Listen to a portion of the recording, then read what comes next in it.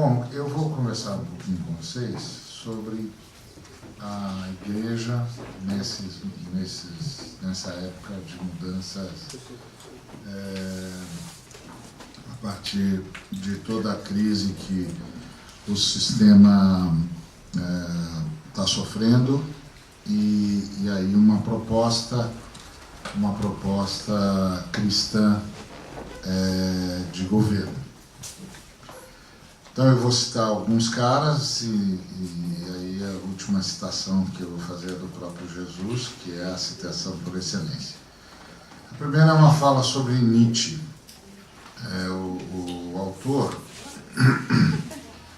que é o Tiago Mota, ele disse que o Nietzsche não é apenas um niilista, pois propõe uma filosofia experimental para a qual a verdade não é concebida como descoberta, mas como criação, como experimento, perspectiva, e enquanto tal, como um indissociável do poder. Então, acaba sendo uma relação de poder. Na verdade, acaba sendo uma relação de poder.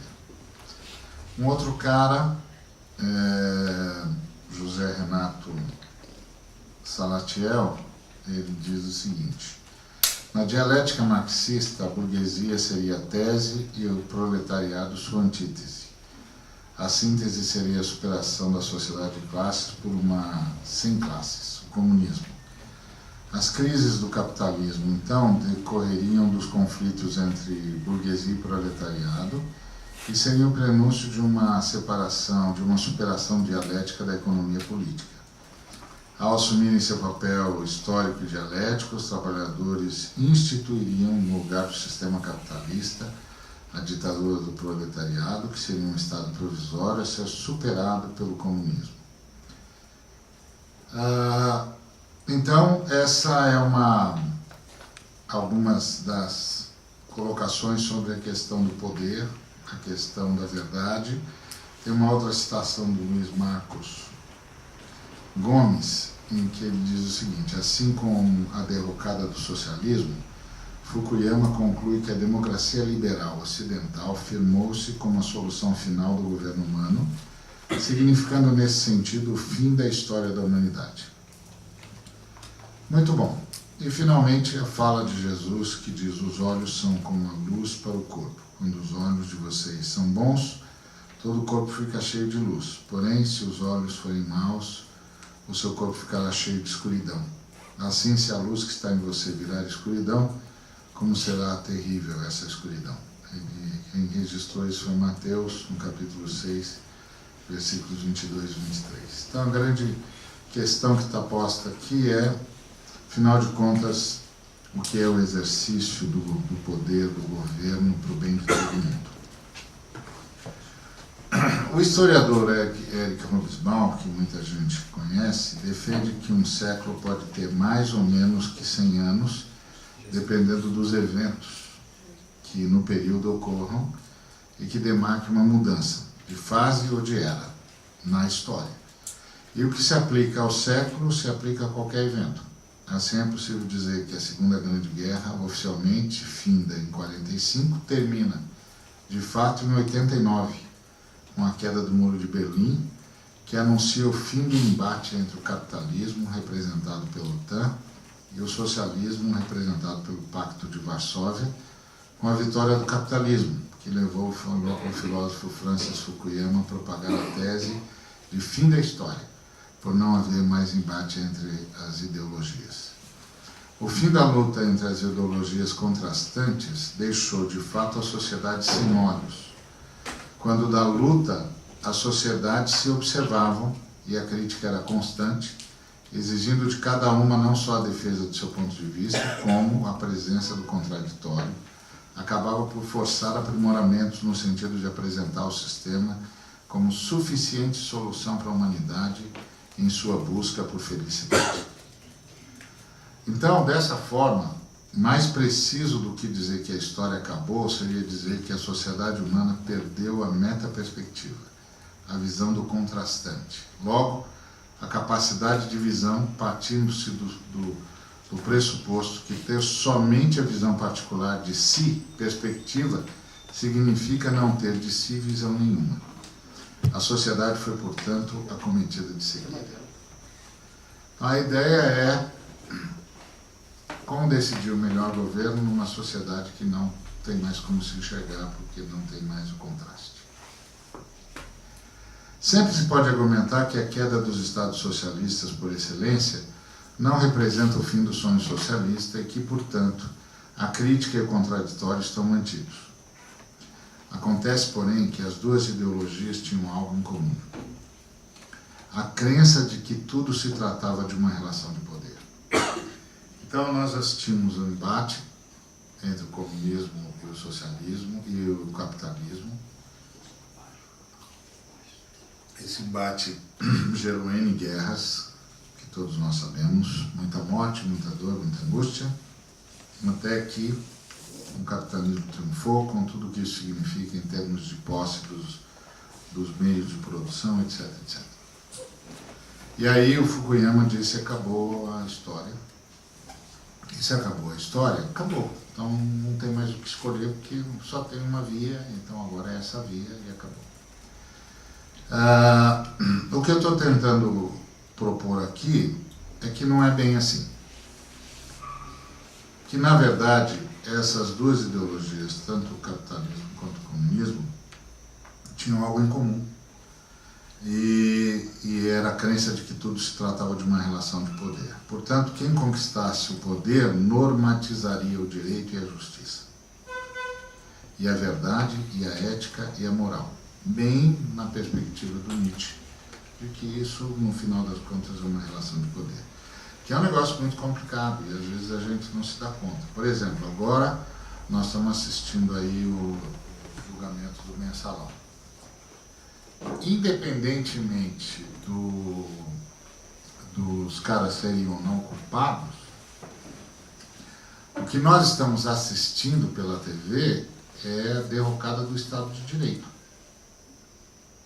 Porque não precisa mais ter materialidade da prova, basta ter indícios.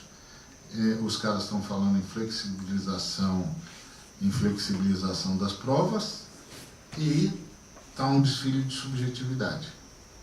Isso é um negócio muito complicado. Muito complicado. E a gente vai engolindo porque todos nós, em alguma medida, gostaríamos de ver esses caras que nós achamos que são bandidos condenados. Mas a gente não pode fazer isso às custas do Estado de Direito. Em 1980, eu tinha um amigo, nós éramos todos da igreja, estávamos todos saindo da universidade. Ele estava saindo da primeira universidade dele e eu estava saindo da minha segunda universidade. E ele estava saindo do direito, ele tinha se formado lá na São Francisco, estava elétrico, né? Imagina, 1980, todo mundo pobre, da periferia, protestante, numa época em que protestante era um bando assim, e de repente reunimos todos nós, evangélicos, protestantes, todo mundo vindo das universidades e formados e falando grosso, né? Falando grosso, porque afinal de contas, até então os caras diziam que nós crentes não éramos caras de escola, que a gente não ia para a universidade, que isso é coisa para ignorante e tal. E aí ele estava um grupo de jovens, todos com diploma na mão, uns com 1, outros com 2, e vindo das melhores escolas do país, em nome de Jesus. Não, era a gente, né, chamando o restante do Brasil para briga. E aí eu me lembro que alguém perguntou para o meu amigo que tinha se formado em Direito se ele ia, como advogado, soubesse que o cliente dele, o cara que o procurasse, era culpado, se ele ia defender o cara. E aí ele disse, claro que iria defender o cara. E aí alguém perguntou, por quê? Ele falou, porque eu não entro no tribunal pelos culpados, eu entro no tribunal pelos inocentes. Eu não vou lá provar que ele é inocente, eu vou lá garantir que o Estado não puna ninguém a quem não consiga provar a culpa. Eu vou lá para vigiar o Estado. Eu vou lá para garantir, em nome de Deus, que o Estado não seja tirano. Que o Estado só pode punir quem provar que é culpado. Se o Estado não conseguir provar que é culpado, cara, não importa se ele é. Eu estou lá para vigiar o Estado. Se o Estado não for vigiado, a sorte dos inocentes está lançada. Então, eu não entro no tribunal por causa dos culpados. Eu entro no tribunal por causa dos inocentes. E eu guardei isso no coração. Poxa, isso é... Imagina, né? É coisa de crente mesmo. Aí, e aí hoje, por exemplo, quando eu assisto esse julgamento do jeito que está acontecendo na STF, que os caras estão flexibilizando provas, alterando jurisprudência, dizendo que a materialidade do fato não precisa mais e tal, eu fico pensando, poxa, esses caras tinham de ouvir o meu amigo em 1980. O meu amigo ia dizer para eles, vocês não estão aqui por causa dos culpados, vocês estão aqui por causa dos inocentes. Vocês têm de garantir que o Estado só vai punir aquele a quem, de forma inatacável, provar que é culpado. Senão, qualquer inocente que cair nas garras de um juiz que não lhe tiver o mínimo de simpatia, acabou. Não tem, se a materialidade não conta, se a prova, a consubstanciação do fato não conta, o que é que conta? A subjetividade do juiz. A subjetividade do juiz e rito sumário é quase a mesma coisa. Então, essa é a questão de um sistema baseado na crença de que tudo se trata de uma relação de poder. Então, por que os caras estão atacando o Estado de Direito? Porque eles sabem que o grande poder, que é a mídia, está do lado deles. Então, se a mídia... E aí você pode pensar assim, mas você é a favor de que os caras sejam livres? Eu não sou a favor de nada. Eu sou a favor de que o Estado cumpra o seu papel. Eu não quero ver um cara que eu não gosto na cadeia, por exemplo, às custas do Estado de Direito. Porque senão não é mais justiça e vingança. E a sociedade que os cristãos ajudaram a construir é uma sociedade que abriu mão da vingança em favor da justiça. Então,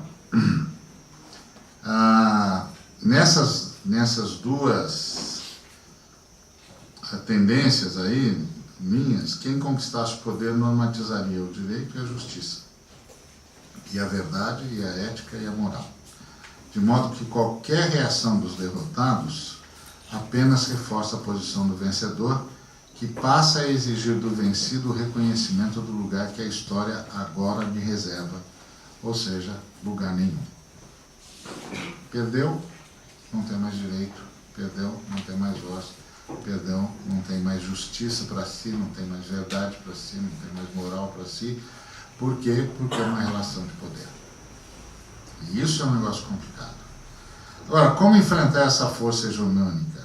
Nós estamos falando em governo, e estamos falando em política, e nós estamos falando em como é que a gente estabelece a noção de relacionamento no Estado, na nação. Vai ser uma mera relação de poder? Se é uma mera relação de poder, essa força hegemônica pode tudo? Os caras que venceram a guerra podem tudo? Então aqui entra a igreja e a teologia. Por quê? Porque a igreja de Jesus jamais aceitou a lógica da relação do poder. Nunca. Porque a teologia sempre argumentou que o Criador é quem estabelece o conteúdo das palavras direito, justiça, verdade, paz, ética e moral. Portanto, não é uma coisa que se decide entre os homens é uma coisa decidida por Deus. De forma que tais conceitos não são frutos de construção, como queria o Nietzsche, mas de revelação. Assim, a teologia cristã irrompe como a propugnadora da ética e do direito, e a Igreja, então, força a retomada da noção de história. Porque o contraditório e a crítica continuam presentes, não mais como contraponto ideológico, mas como compromisso profético. Então, o Nietzsche divulgou que tudo acaba sendo uma relação de poder. Aí vem os caras e dizem, bom, nessa relação de poder o comunismo perdeu, o capitalismo venceu, então agora o capitalismo impõe a justiça, impõe a verdade, impõe a ética, impõe a moral. Aí vem a Igreja de Deus e diz, não. O contraditório e a crítica continuam presentes. Eles não continuam presentes como contraponto ideológico, mas como compromisso profético. A Igreja nunca aceitou a lógica da relação de poder. A Igreja sempre entendeu que o conteúdo dos termos verdade, justiça, direito, paz, ética e moral, quem os dá é o próprio Criador. Portanto, é um compromisso profético agora o contraditório. A partir do grande observador, como diria Berkeley, que com sua observação, além de garantir a existência, lhe dá conteúdo. Que o Berkeley dizia que ser é ser percebido e que o grande percebedor do universo é o próprio Deus. E que ele não só percebe, como dá conteúdo. Então, além de garantir a existência, dá conteúdo. Dessa forma, diante da teologia, está o desafio de passar de momento, segundo momento de reflexão, como que o pessoal da libertação, para emuladora da ação de transformação. Então, qual é a nossa visão de política? Que nós, os teólogos, os cristãos, os que estão pensando a partir de Deus, somos os emuladores da ação transformadora, porque nós somos os que não admitem a relação de poder. Nós não admitimos que os vencedores estabeleçam o que é o direito. Nós não admitimos que os vencedores estabeleçam o que é justiça. Nós não admitimos que os vencedores estabeleçam o que é verdade. Nós não admitimos que os vencedores estabeleçam o que é paz. Nós entendemos que esses conceitos são a priorísticos e eles vêm do próprio Criador. Ponto. E nós estamos aqui como profetas para manter o contraditório, para que a sociedade se veja, não a partir do contraponto ideológico, mas a partir do contraponto profético. Então, o fim do embate ideológico recoloca a Igreja e a teologia na ribalta, uma vez que só a partir dessa lógica judaico-cristã é possível retomar o debate sobre o direito, a justiça, a ética, a paz e a moral. Porque você não pode permitir que essas coisas sejam meras relações de poder. Hoje a Igreja, por sua teologia, voltou a ser os olhos da sociedade. Voltou a ser força capaz de se contrapor à lógica capitalista e de forçar a sua humanização ou capitulação frente à tese da solidariedade. Tem um contraponto. Cabe-nos que esses olhos não sejam trevas, mas luz de libertação. Por isso que nós não podemos fazer conluios, acomodações, porque nós agora estamos oferecendo o contraponto que a ideologia derrotada não pode mais oferecer. Nós é que começamos a dizer agora, peraí, justiça, direito, ética, moral, paz, verdade não são termos intercambiáveis, nem são termos recicláveis. Há alguém que deu conteúdo para isso.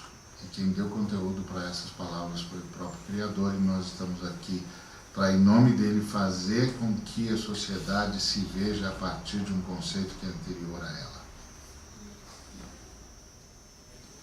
Então, Cabe-nos que esses olhos que nós temos de usar como os olhos que enxergam e fazem enxergar, não sejam trevas, mas luz de libertação. Todos os segmentos da igreja jamais aceitaram a lógica da relação de poder como fonte de verdade e correlatos. Mas qual teologia se prestaria a lançar luz nessas trevas? A teologia do reino. A teologia do reino prega uma nova sociedade, marcada pela sociedade, pela solidariedade, o que exige, por definição, um novo modelo de governo. E o governo que a sociedade do reino sugere, eu chamo de governo previdente. Em Marcos, capítulo 9, versículo 35, nós temos uma frase de Jesus. E ele, assentando-se, chamou os 12 e lhes disse: se alguém quer ser o primeiro, seja o último e servo de todos. Estamos falando de um governo previdente. Na concepção do reino, o governo é servo de todos e tentará, por todos os modos, levar os homens à igualdade. Isto é, dar a todos, ao menos, acesso à moradia, ao ensino, ao trabalho, à saúde, ao transporte, com cada vez maior qualidade. Isso por meio de salários justos, com um sistema tributário justo, de maneira a promover a distribuição de renda. O reino estabelece ainda a distribuição da fonte produtora da riqueza, como prega a lei do jubileu. A cada 50 anos, Deus determinou que as terras deveriam ser devolvidas aos donos originais, os escravos deveriam ser libertos, entre os quais haviam propriedade os originais das terras, e as dívidas deveriam ser sanadas pelo perdão aos devedores. A sociedade, então, a cada 50 anos era reinventada. Todos voltavam, portanto, a assumir a sua parte no sustento da sociedade. A concentração era desfeita.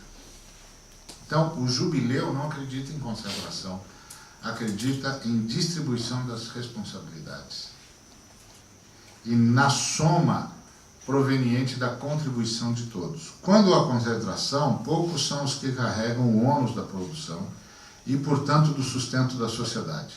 Os consumidores vão se endividando e não têm mais como remunerar a produção. Com a desarticulação da concentração, o ônus da produção se distribui e os autores se remuneram. O segredo do jubileu era o reempoderamento da ponta, que deixa de ser meramente consumidora para tornar-se também produtora.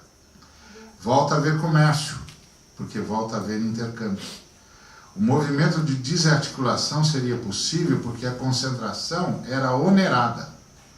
Quanto mais próximo do jubileu, menos vantajosa. Quanto mais distante do jubileu, mais custosa.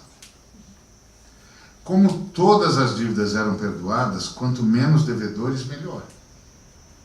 Mais do que uma correção da sociedade, o jubileu era um incentivo para a construção de uma comunidade que não precisasse passar pelo jubileu. Numa sociedade cujo ônus estivesse distribuído, ninguém seria rico ou poderoso demais, mas a comunidade seria sólida. Uma sociedade cooperativada gera escala e não escravos. A humanidade de Deus é uma cooperativa. Portanto, desconcentrar é a resposta de Deus.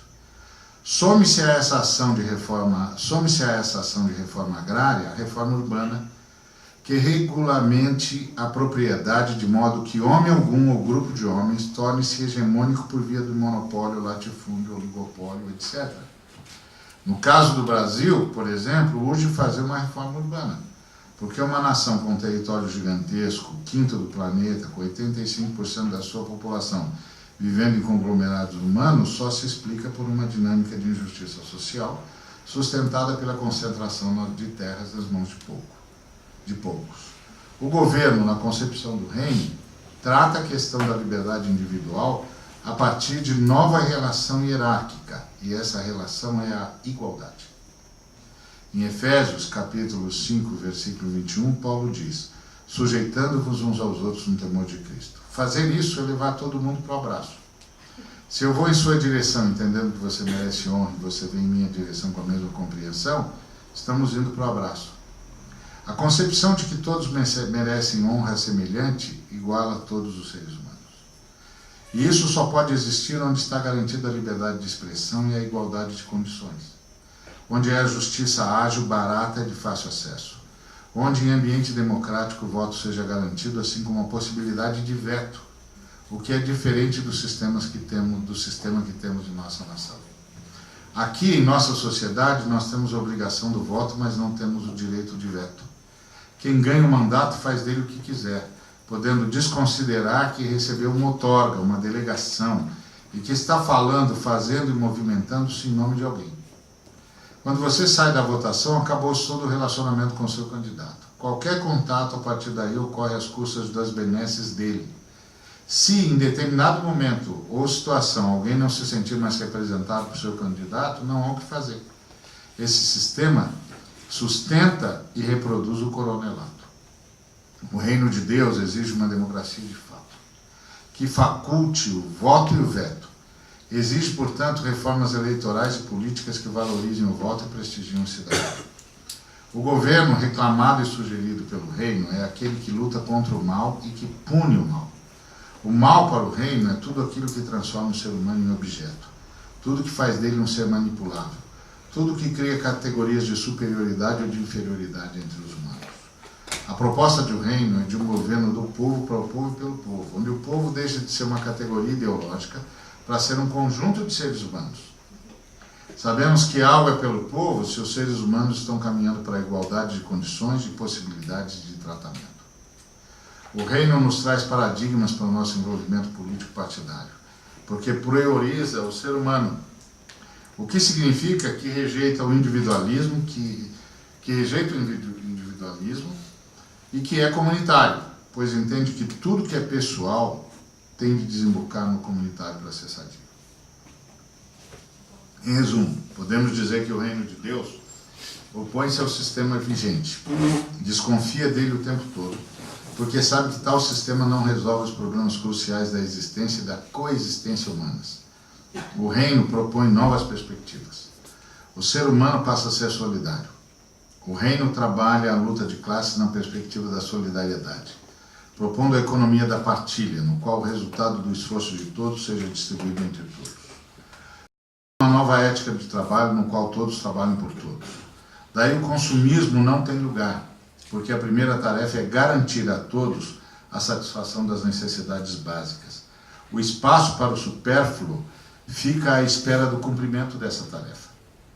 Adota-se a contenção da propriedade, que não é o ataque ao conceito de propriedade, mas o estabelecimento de limites a esse direito, de modo que o ser humano não possa mais ser medido por suas posses. Uma nova concepção impõe que a lei seja para o homem e não o inverso, e que seja um instrumento de aperfeiçoamento, não de punição. Daí um sistema penitenciário como o que conhecemos é um atentado ao direito. Esses novos conceitos de trabalho, de justiça, de lei, de economia, implicam uma nova concepção de governo. Governo para o reino é servo de todos, e vai buscar de todas as formas levar os seres humanos à igualdade. Este seria um governo previdente, que há muito não vemos. O que temos hoje são governos reagentes, que vivem apagando incêndios sem fazer rescaldo, pois permitem que o incêndio recomece a qualquer hora no mesmo lugar. Além de serem apenas reagentes, são maus bombeiros, pois não fazem a missão de casa, que é extinguir todos os possíveis focos de retomada do incêndio. E a todo tempo, tendo-se apagado um incêndio, surge outro e mais outro numa sequência sem fim. E isso acontece porque toda a concepção de governo está errada. A proposta do reino é o governo previdente. Essa nova concepção de governo vai trabalhar a questão dos salários, na qual entra também a questão previdenciária, da reforma tributária, das reformas agrária e urbana, enfim, de tudo aquilo que, como está hoje, afronta a dignidade humana por produzir desigualdade, miséria e alienação. Vai ocupar-se igualmente da lei e de seu sistema judiciário, tornando-o acessível, fácil e barato. A participação do cristão na ação política precisa ser feita a partir dessas concepções. É importante ter em mente que não vamos implantar o reino, mas é nosso papel sinalizá-lo o máximo que nos for possível. Só Cristo pode implantá-lo. Embora o reino já esteja aqui entre nós, ele só virá plenamente com Cristo. Isso nos faz concluir que, ainda que não consigamos atingir esse estado de igualdade entre os seres humanos, Como cidadãos e agentes do reino, cabe a nós trabalhar para abençoar a todos os seres humanos. Fazendo assim, temos contribuído, ainda que minimamente, para a dignificação do ser humano a quem Deus criou a sua imagem e semelhança. Jesus Cristo, portanto, preconizou uma nova sociedade, cujo poder governamental seria exercido por meio do serviço a todos. Uma sociedade de cidadãos, onde todos seriam cidadãos, pois só uma sociedade em que o governo assume a sua vocação de servo de todos é que a cidadania floresce. Na sociedade do Cristo, o poder deveria ser exercido dessa forma para que a sociedade pudesse cumprir a sua vocação, qual seja, uma sociedade onde o uso da terra fosse regulamentado, tendo visto o bem de todos. Pois como disse o profeta Isaías, no capítulo 5, versículo 8, Deus não admite que alguém possa comprar casa sobre casa e terra sobre terra até ser o único morador do lugar. Na sociedade do Cristo, a terra teria de ser repartida entre todos, pois é para todos. Esse tipo de coisa só acontece quando o governo está a serviço de todos. Uma sociedade onde a riqueza fosse distribuída com equidade, pois como disse o apóstolo Paulo, Deus quer que quem colheu demais não tenha sobrando e quem colheu de menos não tenha faltando.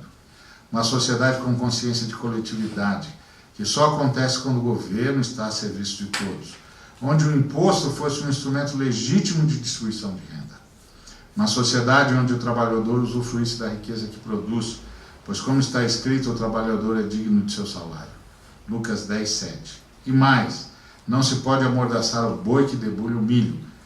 1 Timóteo 5,18, isto é, aquele que produz deve ser o primeiro a usufruir do que produziu. Uma sociedade de trabalhadores para trabalhadores, o que só acontece quando o governo está a serviço de todos. Uma sociedade onde a criança fosse prioridade, pois Deus não quer que nenhum dos pequeninos se perca.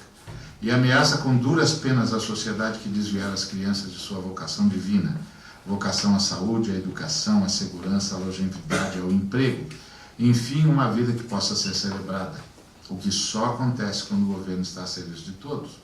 Uma sociedade onde os órfãos, as viúvas, isto é, os que tudo perderam, não ficassem desamparados.